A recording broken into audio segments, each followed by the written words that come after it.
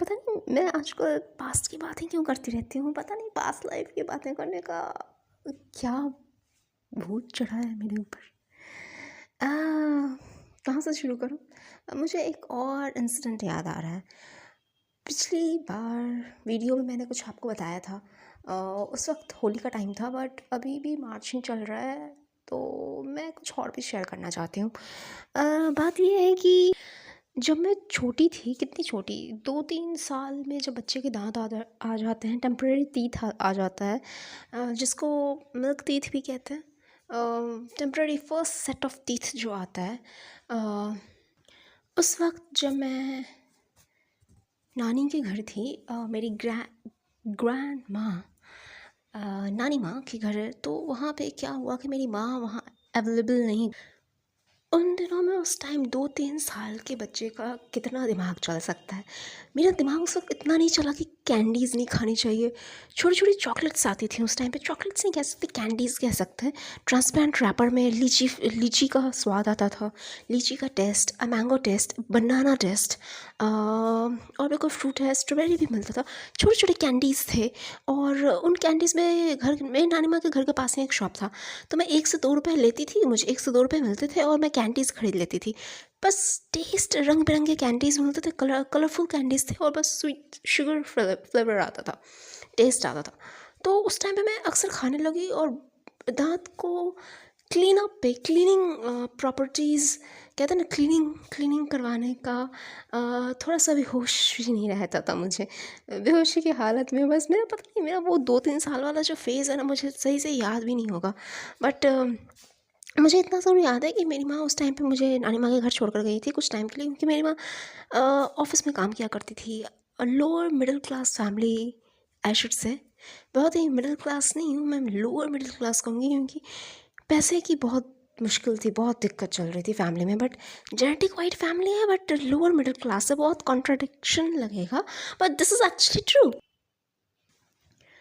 दांतों की बात कर रही थी मैं, पता नहीं मैं कहाँ से कहाँ कॉन्वर्सेशन को ले जाती हूँ। तो उस टाइम पे मैं ज़्यादा ख्याल नहीं रख पाई खुद का, ज़्यादा दिमाग का इस्तेमाल नहीं कर पाई, आई शुड से।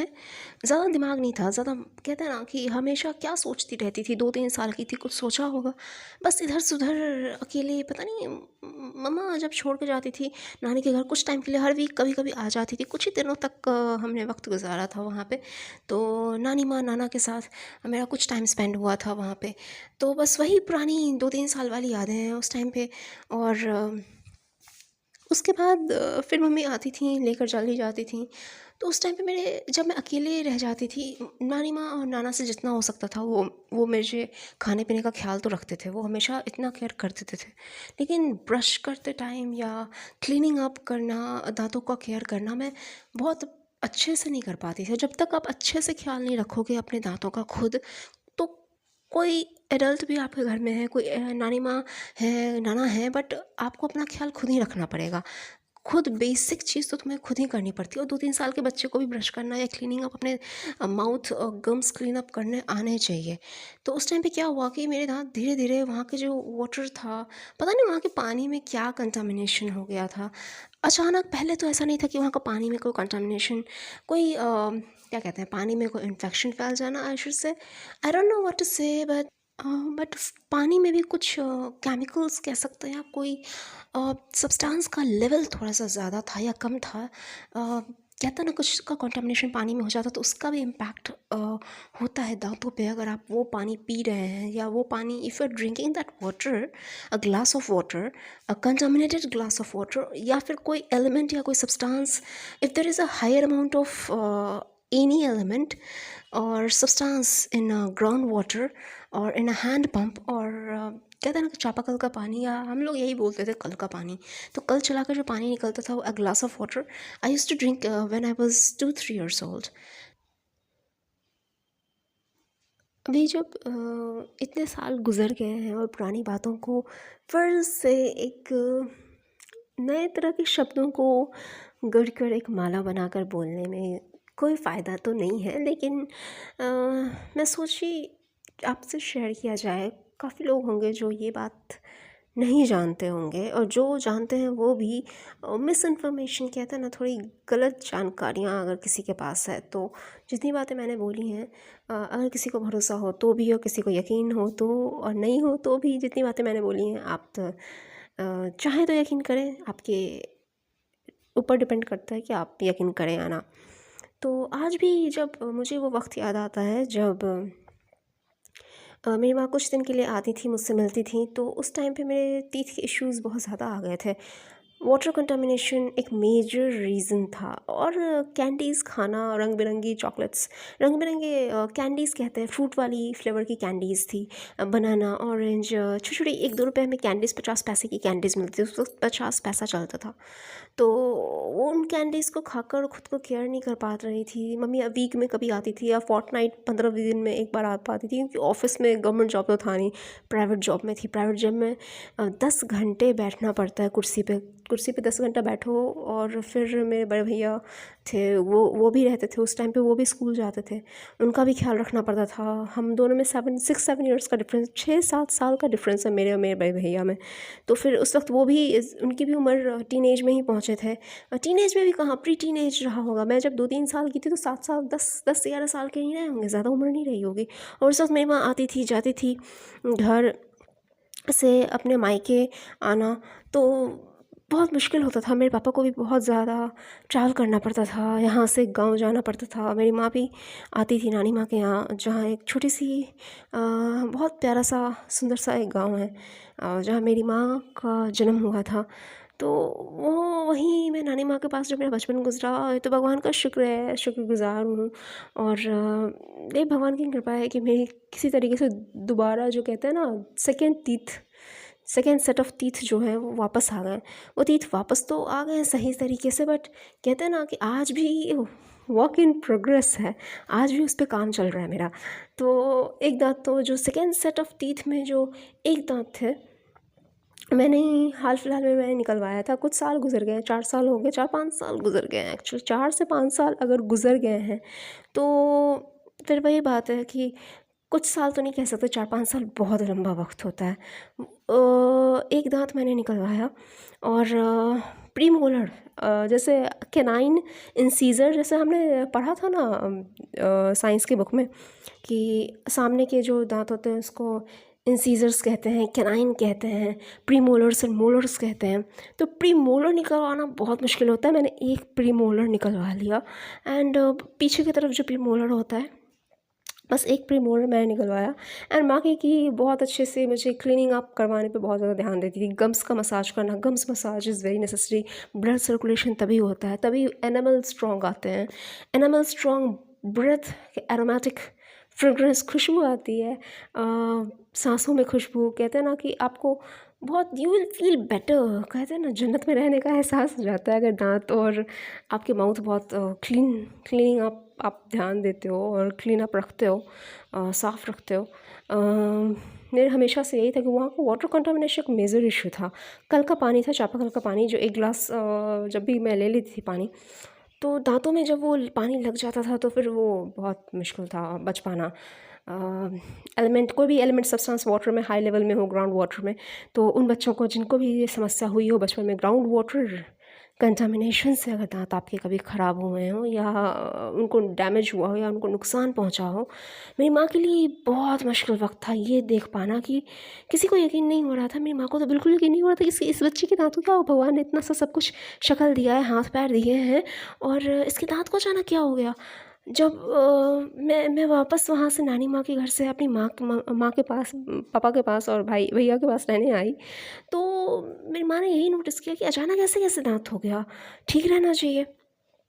उस वक्त दांत साफ करने के लिए पैरों की टहनियों को तोड़ के, पैरों की टहनियों को तोड़ के उनसे दांत साफ़ कर लिए जाते थे। पहले के ज़माने में ब्रशिंग का सिस्टम नहीं था। आजकल प्लास्टिक के ब्रश आ गए थे, मतलब अभी भी कुछ लोग प्लास्टिक के ब्रश का इस्तेमाल करते होंगे, बट उस टाइम पे पैरों की टहनियाँ, पतली सी जो टहनियाँ होती हैं ना, उसको तोड़कर कुछ पत्ते लगे रहते थे, उन पत्तों को हटाकर एक नेचर से जो जुड़े होते हैं ना, बहुत खूबसूरत होता है, कुछ पत्तों के लगे हुए होते हैं टहनियों में, उससे दांत साफ़ किया जाता है। But they are very harsh, बहुत बहुत ही कहते हैं ना कि बहुत ज़्यादा डैमेज कर देते हैं एनामल को, एनामल रब ऑफ हो जाता है, एनामल बिल्कुल हट जाता है और सेकेंड लेयर जो है टीथ का वो अनकवर हो जाता है, वो एक्सपोज हो जाता है। टीथ का जो सेकेंड लेयर है, फर्स्ट लेयर जो एनामल है पूरी तरीके से गायब ही हो जाता है, क्योंकि बहुत सॉफ्ट और एनामल सॉफ्ट और strong at the same time. बहुत ज़्यादा बारीकी का ख्याल रखना पड़ता है, बहुत ज़्यादा डेलिकेट, कहते हैं ना एनामल बहुत स्ट्रॉन्ग भी होता है, और अगर ख्याल न रखा जाए बहुत स्ट्रांगली, अगर उसे कहते हैं ना रब ऑफ कर दोगे तो ऑब्वियसली वो डैमेज हो ही जाएगा एनामल। तो मेरी माँ का भी यही था कि वहाँ के चापाकल का जो पानी था, जो उसको कल भी कहते हैं, हैंडपम्प का वाटर जो था वहाँ पे जो चलता था, वहाँ का वाटर कंटामिनेशन बहुत हाई था। कोई एलिमेंट रहा होगा, कहते हैं ना वाटर में भी बहुत सारे एलिमेंट्स होते हैं, सब्सटेंस होता है, जिनका कुछ का लेवल हाई आपके टूथ को नुकसान पहुंचा सकता है, डिसकलर कर दिया। एक्चुअली मेरे दांतों का कलर डिसकलर हुआ था और धीरे धीरे वो गायब ही हो रहे थे। दांतों का कलर को डिसकलर करके ब्राउन और ब्लैक कर दिया गया था, वाइट से ब्राउन ब्लैक हो गया था, और ब्राउन और ब्लैक कलर में दांत टर्न हो गए थे जैसे ही पानी के कांटेक्ट में आए थे। वहाँ पर कुछ टाइम के लिए वहाँ का वाटर कंटामिनेशन का लेवल बहुत हाई था। और कैंडी तो बस कहते हैं ना कि चार चांद लगा दिए कैंडीज़ ने, वो कैंडीज़ खाना, तो ये दो मेजर रीज़न थे। और माई मम वॉज वेरी अपसेट। मेरी मॉम बहुत अपसेट थी ये देख के कि ये क्या कर दिया मेरे बच्चे को। मेरी बच्ची इतनी प्यारी सी थी और हाथ पैर तो रहने दिए, बट दांतों को अगर इस तरीके का कलर डिसकलर हो जाए, वाटर से कंटामिनेशन से बोलो, चापाकल के water contamination, ground level water से, या कैंडीज़ खाने से, किसी भी, ये तो मेजर रीज़न से। तो जब वो मुझे घर वापस लेकर आई थी तो बहुत डिसअपॉइंटेड थी, बहुत अपसेट थी, और भगवान से ही प्रे किया था कि वापस इसके दांत आ जाएं। और बहुत मुश्किल से 4-5 साल में दांत टूट गए। फिर पुराने जो पहला फर्स्ट सेट ऑफ टीथ गया, वो सारे दांत टूट गए अपने आप, क्योंकि बच्चों के क्या होता है 2 सेट ऑफ टीथ आते हैं। एक फर्स्ट सेट ऑफ टीथ जो आता है वो मेरे जा चुके थे। जो फर्स्ट सेट ऑफ टीथ जो मेरे चले गए थे, तो जब बहुत मुश्किल से दोबारा सेकेंड टीथ सेट जो आया, उसमें भी कहते हैं ना वो भी बहुत मुश्किल था बचा पाना, क्योंकि डाइट जो थी वो मुझे सूट नहीं करती थी। मेरी डाइट थोड़ी सी अलग मेरी माँ ने रखी थी, क्योंकि जिस जगह मैं रहती थी, जहाँ जिस सराउंडिंग में मैं रहती थी, उस सराउंडिंग के आसपास जो कुछ लोग थे मुझसे मैच नहीं कर रहे थे। तो मैं थोड़ी अनमैच्ड और one out kind of personality थी मेरी। सबसे मेरे आसपास के बच्चों से मैं मैच नहीं करती थी, अनमैच्ड थी और वन आउट थी। आसपास के सारे बच्चे, मोहल्ले के, गांव घर के, जितने भी गांव के बच्चे थे आसपास के, और मेरे कॉलोनी के, मेरे जितने भी, मैं जिस कॉलोनी में रहती थी वहाँ जितने भी आसपास मुझे दूर दूर तक नज़र आते थे बच्चे, वो सब मुझसे अलग दिखते थे।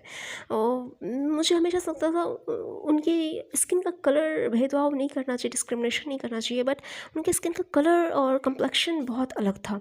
उनका जेनेटिक मेकअप बहुत अलग था, क्या था ना, जेनेटिक मेकअप वो बहुत अलग था। तो मुझे सूट नहीं किया वो उस हैंडपम्प का कंटामिनेटेड वाटर और वो कैंडीज़, मीठा खाना। मीठा खाना तो एक बहाना है एक्चुअली। शुगर अगर खाई हो तो उससे भी दांत ख़राब होते हैं, लेकिन जो मेजर रीज़न था वो वाटर कंटामिनेशन था। उसमें एक एलिमेंट है जिसका मैं नाम नहीं लूँगी, एलिमेंट या सब्सटेंस, वो मुझे एग्जैक्ट पता भी नहीं होगा, मैं 2-3 साल के बच्चे को क्या पता होता है। लेकिन लेटर ऑन मैंने फाइंड आउट किया और मैंने गेस किया कि हाँ यही वो रीज़न है।